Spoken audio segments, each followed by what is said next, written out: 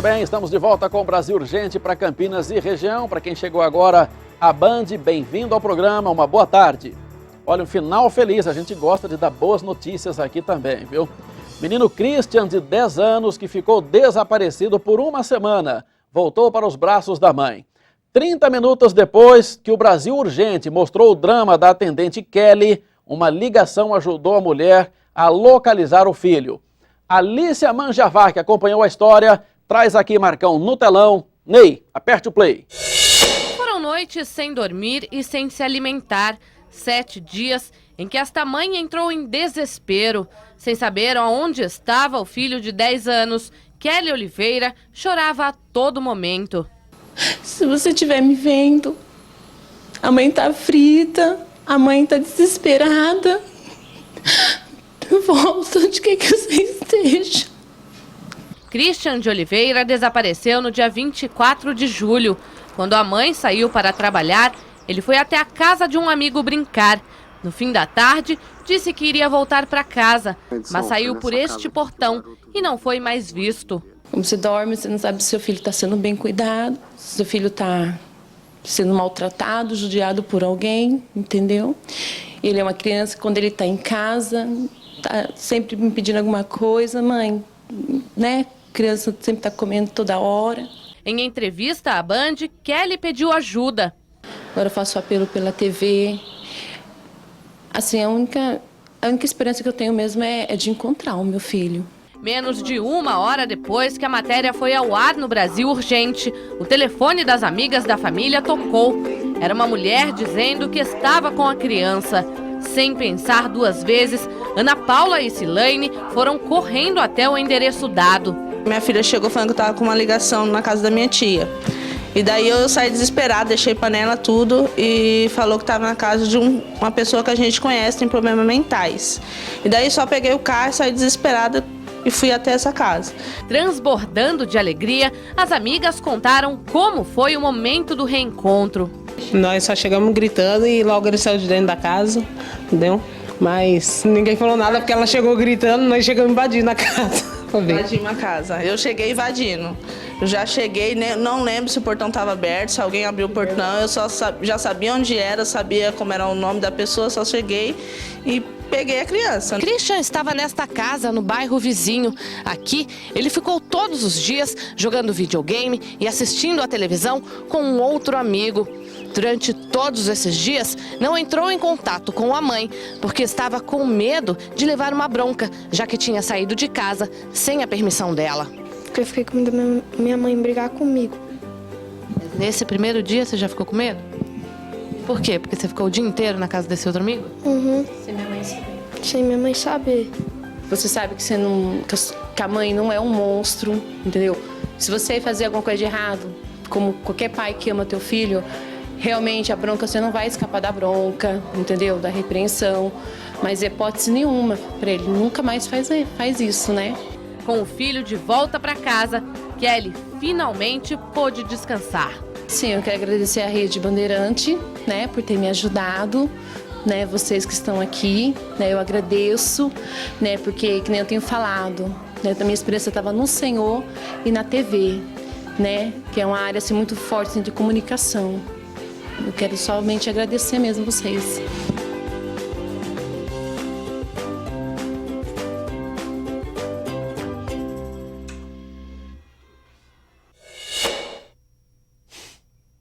Pois é, a imagem é realmente cativante, né, contagiante, mas o drama que essa mãe viveu nesses últimos dias não foi fácil, não. E esse menino aí, o Christian, 10 anos, ô Christian, você certamente está acompanhando aqui o nosso comentário. Juízo, menino, não vai sair sem falar para sua mãe onde vai. Você já tem 10 anos, já dá para entender perfeitamente o que a gente está falando aqui. É um menino bonito, bem... muita saúde, dá pra ver, mas dá pra ver que tem uma carinha de levado que não é dele, viu? Então, da próxima vez, por favor, avise a sua mãe, avise a sua família, não deixa mais o pessoal de cabelo em pé desse jeito, não. A mãe também vai ter uma conversa longa com ele, é claro que a mãe ficou muito feliz porque reencontrou o menino, começa a passar coisas pela cabeça, começa a pensar o pior, e quando encontra, claro, essa felicidade grande. Mas eu tenho certeza que quando tudo isso passar, ela vai ter uma conversa, né, de pé de ouvido com ele e explicar que realmente não se pode fazer isso porque, claro, né, a família se sofre do coração, morre com essa espera e essa falta de notícias. É muito provável que a outra família do bairro vizinho onde ele ficou, o casal lá perguntou, escuta, sua mãe está sabendo que você está aqui? E ele falou, ah, sim, claro, já avisei minha mãe, ela está sabendo. Porque senão também ninguém vai ficar com uma criança de 10 anos, com um amigo, tranquilo, dormir tranquilo, achando que a outra família não está sabendo da história. Então, felizmente acabou bem, essa história aí, um final feliz, e o Brasil Urgente teve a honra de acompanhar e de poder ajudar, de alguma forma, o reencontro de mãe e filho. Então a Kelly e o menino, né? É Vinícius o nome dele? Christian, perdão. O Christian e a Kelly vão ter agora longas histórias e em pouco tempo eles vão estar dando gargalhadas disso. Foi difícil, foi complicado, mas logo logo vão estar dando boas gargalhadas dessa história que já virou passado agora. Bem, nós temos agora informações aqui sobre a concentração de roubos a carros fortes na região metropolitana. Está sendo debatido esse assunto em vários pontos e hoje a discussão chegou à Câmara de Vereadores de Campinas. Você está vendo imagens aí do momento em que várias autoridades estavam debatendo. Somente nos primeiros 7 meses deste ano, 15 ataques já foram registrados na chamada RMC, na Grande Campinas. Tanto empresas como sindicatos cobram maior atuação das polícias. Afinal, em 12 meses, foram 15 ataques a carros fortes com sequestro de familiares de vigilantes. Esse tipo de crime tem se intensificado apenas nesta região do estado. Oficiais da Polícia Militar que participaram da reunião disseram que, por exercerem um trabalho preventivo, não há muito o que fazer. Já os representantes da Polícia Civil afirmaram que existem indivíduos de algumas quadrilhas identificados e que o setor de inteligência trabalha na confecção de provas para que as prisões aconteçam. Segundo o sindicato que representa a categoria, existem cerca de 10 mil trabalhadores em serviço de carro forte. Desses, 4 mil estão na região metropolitana de Campinas. Os sindicalistas reprovaram a atitude de algumas empresas de transporte de valores que afastam ou demitem profissionais por justa causa. Os funcionários envolvidos aí nestas ocorrências. O medo tem feito muitos repensarem a carreira. E olha, mesmo um salário na faixa de R$4 mil, que para os padrões brasileiros não é um mau salário, não tem sido suficiente para mantê-los na profissão. E eles afirmam que num sequestro, o vigilante passa de vítima a suspeito. E diante da situação crítica, os vereadores devem acatar as sugestões e pedir apoio do Ministério da Justiça e também da Polícia Federal. É um problema realmente complicado, né? A gente tem acompanhado que ataques a carros fortes na região têm acontecido de uma maneira cada vez mais assustadora. As imagens são impressionantes. Muitas vezes as famílias, né, os familiares e os vigilantes são pegos refém e aí a história fica um pouco complicada. Sobre essa questão, né, sobre essa questão envolvendo demissão e afastamento de funcionários envolvidos em casos aí de ataques a cargos eletrônicos, envolvidos não, eles que são pegos na verdade como reféns, que acabam envolvidos na ocorrência. A repórter Eliette Zanotti conversou com o vice-presidente do Sindicato dos Vigilantes do Estado de São Paulo, o José de Souza Lima. E ele comentou, portanto, aqui para a nossa reportagem. Vamos acompanhar o que disse o representante da categoria. Olha, é uma situação difícil, porque é uma situação localizada, está acontecendo isso mais na região de Campinas, né? E a gente não está vendo uma resposta das autoridades na região. Então isso hoje classifica como uma situação preocupante. Agora, é sobre essas demissões por justa causa de vigilantes que passaram por essa situação. Olha, isso, no meu ponto de vista, são diretores de empresas, não são nem as empresas, são diretores de empresas mal informados, mal esclarecidos, que ao invés de ouvir o vigilante, de fazer com que motive esse vigilante para o trabalho, ele prefere punir. mas a gente está cobrando isso ativamente todo o tempo para que evita essa punição dos trabalhadores, que esses trabalhadores sejam ouvidos de verdade pelos chefes, pelos gerentes, pelos diretores dessas empresas. Isso nós estamos cobrando no dia a dia das empresas, fazendo com que as empresas contratem gente especializada, gente com capacidade para estar ouvindo esses trabalhadores. Portanto, a categoria quer ser ouvida e é sempre bom ouvir. É sempre bom ouvir, trocar experiências, trocar informações e verificar de que forma a situação possa ser resolvida. Na reunião da Câmara hoje, participaram representantes das Polícias Civil e Militar e também da Ordem dos Advogados do Brasil, a Seção Campinas, a OAB Campinas. Além, claro, dos vereadores. A discussão foi proveitosa, várias sugestões apareceram. Uma delas é essa, de ouvir mais a categoria, verificar o que está acontecendo, reforçar o patrulhamento, no caso da Polícia Militar, e também melhorar o sistema de inteligência da Polícia Civil para que haja a prisão e a retirada de circulação desses criminosos que acabam usando como fonte de dinheiro fácil, como fonte de ganho fácil, esses ataques a esses carros fortes que transportam valores aí e acabam colocando em risco a vida desses funcionários. E olha, o carro que foi usado no ataque de ontem foi encontrado em Paulínia. Vamos voltar a falar com o repórter Felipe Pereira, que também acompanha este caso. Olá, Felipe. Olá, Sena, boa tarde a você novamente, boa tarde a você, quem acompanha o Brasil Urgente nesta quinta-feira.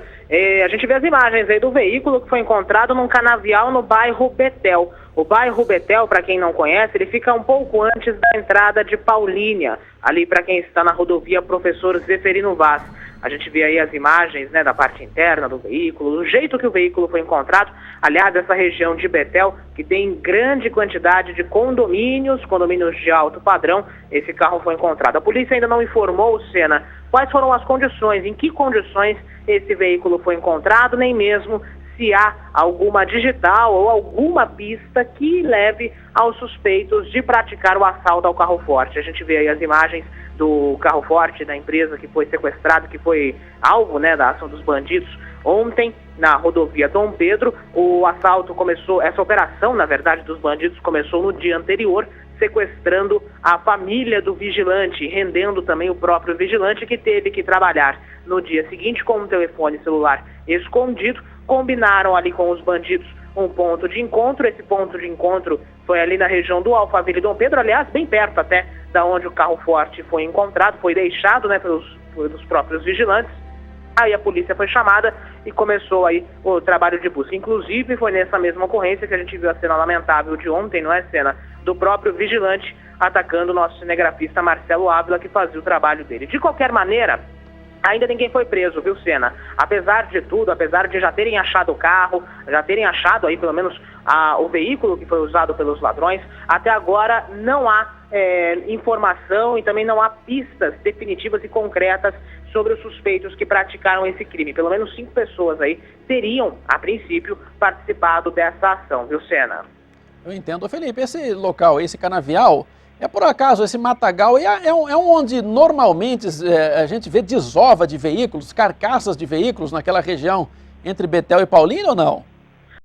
Não é muito comum não, viu, Sena? Pelo menos nessa região aí, eu conheço essa região, morei há algum tempo em Betel. Essa área específica não era usada, pelo menos até então, como desova de carros de bandidos não. Até porque dá para perceber ali na foto que existem algumas casas ali muito próximas. A área de Betel é muito grande, é bem verdade, que daria aí, existem lugares inclusive comprovados de desova de veículos, só que eles ficam bem mais longe dessas residências que nós estamos vendo aí, dos condomínios que nós vimos na foto. Então, a polícia investiga também isso. Por que foi esse carro justamente nesse ponto? Que é um ponto até de fácil acesso, viu, Sena? Não é tão difícil chegar até ali, não. Por isso que a polícia acabou descobrindo esse carro.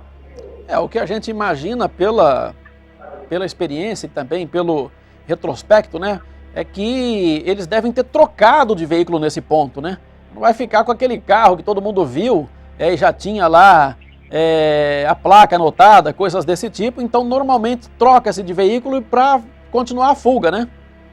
Pois é, justamente isso que a polícia investiga também, a possibilidade de um segundo ou até mesmo um terceiro veículo ter sido usado nessa ação. Esse local pode ter sido justamente um ponto de desova, até mesmo para despistar a polícia, viu, Sena? Nenhuma hipótese é descartada nesse momento. A gente fala isso, claro, que é uma hipótese, é uma possibilidade, né? Porque pelo histórico normalmente isso acontece, especialmente porque o carro não foi batido.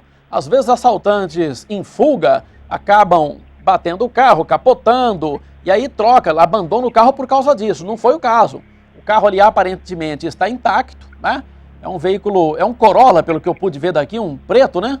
É isso? Isso, um Corolla. Um Corolla preto. A gente está vendo aqui, né? Está todo intacto, agora é só levantar, né? Não se sabe ainda se é um carro roubado, Felipe?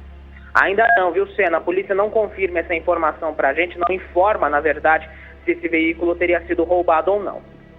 Muito bem. Então, pelo menos já tem aí o fio da meada, já tem algum avanço na investigação e a gente imagina que a partir de todos os elementos colhidos e pelo depoimento do vigilante e dos familiares, a polícia efetivamente consiga fechar o cerco, identificar e prender esses criminosos. Obrigado, Felipe, pelas suas informações. Muito bem, a Polícia Civil de Campinas divulgou hoje a prisão de um jovem tido como coautor de um crime que chocou os moradores do Jardim Baronesa. Um idoso foi encontrado morto minutos depois de ter a casa invadida por 2 assaltantes. Alicia Mangiavac acompanhou esse caso, traz aqui Marcão no telão. Ney, aperte o play. O crime aconteceu no dia 5 de junho. Os bandidos passavam a pé por esta rua quando resolveram cometer um assalto. Este foi o alvo escolhido. Seu José Adão Vieira estava sozinho em casa e não percebeu quando 2 criminosos pularam o muro dos fundos e invadiram o quintal. Em pouco tempo, eles entraram, renderam seu José, o amordaçaram, roubaram objetos de valor e fugiram. Na mesma hora, esta vizinha varria a calçada e se assustou quando ouviu os gritos. Eu escutei grito, mas eu não sabia que era de lá. Eu pensei que era alguém na rua. Depois aí que eu vi as polícias e tudo, daí que eu vinha saber. De acordo com a polícia, o assalto foi praticado por Wagner Robson da Silva, o Vagninho, e por um adolescente de 16 anos. Depois de pegar tudo o que queria, a dupla escapou pelos fundos da casa. Mas na fuga, o menor deixou cair este celular, onde havia uma foto dele. Assim, foi possível identificá-lo. A polícia foi chamada e, quando chegou na casa, encontrou o idoso morto, com um cachecol amarrado no pescoço e dentro da boca. O laudo do Instituto de Criminalística apontou que ele morreu asfixiado. Menos de 2 meses depois do latrocínio, Vagninho foi preso quando tentava roubar uma casa no bairro Fonte Nova, em Valinhos. Outra vizinha de seu José, que viu quando eles pularam o muro da casa dele, prestou depoimento e reconheceu o assaltante. Ao delegado, o criminoso negou que tivesse matado seu José. Segundo o bandido, o autor do crime é o menor de idade que ainda não foi encontrado. Muito bem. Bom, aí são vários aspectos, né? Um deles é a impunidade que o Brasil tem com menor infrator, adolescente infrator, ou seja lá qual for o nome que você quiser dar para esses bandidinhos, né? Que seja qual for o motivo, acabam cometendo crimes graves, como assassinato. Então esse é um ponto. O outro ponto é que muitas vezes, né, numa dupla, ou numa quadrilha, ou num bando, as pessoas sempre jogam a culpa do crime propriamente dito para o adolescente, para o menor de idade. Justamente por saber que essa pena maior iria para ele, né? Para quem executou efetivamente o tiro, para quem deu a facada, para quem deu o tiro, para quem fez o golpe, para quem deu aquela paulada que resultou na morte, sempre deixa esse golpe fatal a cargo do adolescente, porque sabe que ele vai se livrar. Ele vai ali, vai ficar à disposição da justiça, vai ser internado por um tempo muito curto, né? Em comparação ao crime brutal que cometeu, vai ficar ali, vai ganhar as ruas e vai cometer tudo de novo. Vai voltar para a bandidagem, para a marginalidade, vai cometer crimes novamente. E às vezes cada vez mais graves. Então esse é um ponto. Muitas vezes a autoria do crime é colocada no colo do menor, tanto em acordo com o menor, como o próprio sistema de operação da quadrilha, por já conhecer a lei de trás para frente, por saber que vai ser assim. O resto tudo vai ter atenuante. E qualquer advogado de porta de cadeia fala assim, bom, o coautor por quê? Ele fez o quê? Ele estava junto, mas ele não matou o fulano. Ele não discutiu com o cicrano. Então, quer dizer, consegue liberar o tal do coautor. E aí a responsabilidade cai sobre uma pessoa que a lei protege, e aí, no frigir dos ovos, nada acontece com ninguém, ou pouca coisa acontece com o grupo. Então, esse é um aspecto. Então, já passou da hora de a sociedade brasileira discutir com mais competência essa questão. E parar de blá blá blá, viu? Parar de blá blá blá, parar de ficar, olha, mas a origem humilde, que não teve nenhuma... Esse pessoal não teve oportunidades na vida, isso é conversa mole para boi dormir, viu? Isso é uma injustiça com milhões e milhões de pessoas, né, que não tiveram oportunidade, que tiveram vida sacrificada, que enfrentam dificuldade e não saem por aí roubando e matando ninguém. Isso aí é uma conversa de quem fica ali, atrás de mesa, mexendo só com papel. É aquele pessoal que fica preso na academia, que só tem discussão teórica. Não é as pessoas que conhecem a realidade, que nunca foi num bairro de periferia e nunca conviveu, né, com pessoas, não conhecem de perto a realidade dessas pessoas, que você vê que tem umas pessoas que por instinto ou por qualquer outra razão preferem, acham que é muito mais fácil viver na marginalidade. Às vezes você tem na mesma família, né, que dois irmãos, duas pessoas da mesma família, que teve a mesma criação, que teve a mesma oportunidade, que enfrenta a mesma dificuldade, um vira bandido e o outro não. Então essa conversa de que não teve chance, não teve oportunidade, é conversa mole para boi dormir. E por outro lado, no outro lado do balcão, você veja também aqueles adolescentes e jovens de classe média, às vezes de classe média alta, ou às vezes de famílias tradicionais, roubando e matando também. Então não tem essa conversa de que a pessoa não teve oportunidade, não teve escola do governo, não teve essa história, não teve praça de esporte perto da casa. Essa conversa toda me irrita. Essa conversa toda é uma conversa mole para boi dormir, viu? Então tem que realmente discutir seriamente a questão da punição. Né? Se vai reduzir a maioridade penal. Mas se reduzir para 16, vão começar a recrutar gente de 14. Ora, reduz para 14. Mas daqui a pouco, meu filho, se para cada tentativa de ação para melhorar a situação vier uma desculpa, você não vai conseguir resolver o problema. Né? Aí vem aquelas pessoas com aquelas teorias infundadas e utópicas, né? Tem que melhorar a situação da educação no Brasil. Passaram-se mais de 500 anos e o Brasil não tem uma educação digna ainda. Quer dizer, você vai esperar mais 500 anos para esse pessoal estar matando, né? Roubando, estuprando e etc. para resolver a situação? Tem que cercar de todos os lados. Tem que ser uma coisa com 1000 facetas. Tem que ter várias soluções. Tem que distribuir renda, tem que melhorar a educação, tem que resolver a questão de incentivo ao esporte para a juventude, tem que resolver a situação também de reforma agrária no país. Tem tudo isso, todo mundo sabe. Agora, esperar que tudo isso seja feito para ter uma solução definitiva não dá. Então tem que fazer uma coisa de cada vez e toda ideia é bem-vinda. Reduz a maioridade. Se não der certo, volta. Não tem problema.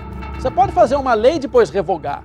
Mas é muito provável que essa história, pelo menos nesse aspecto, vai melhorar. É muito provável. Aí a pessoa fala, só isso não resolve. Eu acho engraçado isso. Eu acho engraçado que quando as pessoas falam que tem que ter mais policiamento, sempre aparece alguém falando, mais polícia não resolve. Tem que melhorar a distribuição de renda, tem que melhorar a educação. Tudo que você vai falar, vem os teóricos com essas histórias, né, com esses contos de fada. E não dá. Para quem conhece a realidade, para quem está nas ruas, para quem acompanha essa coisa de perto e sem teoria, sabe que isso é conversa mole para boi dormir. Então, felizmente, a polícia, nesse caso, agiu, conseguiu aí pelo lapso desse adolescente de deixar a fotografia no celular e o segundo lapso, deixar o celular na cena do crime, né, acabou deixando cair o celular e dentro do aparelho estava contida a foto do adolescente, a polícia conseguiu ali identificá-lo e também o comparsa, né, que estaria com ele.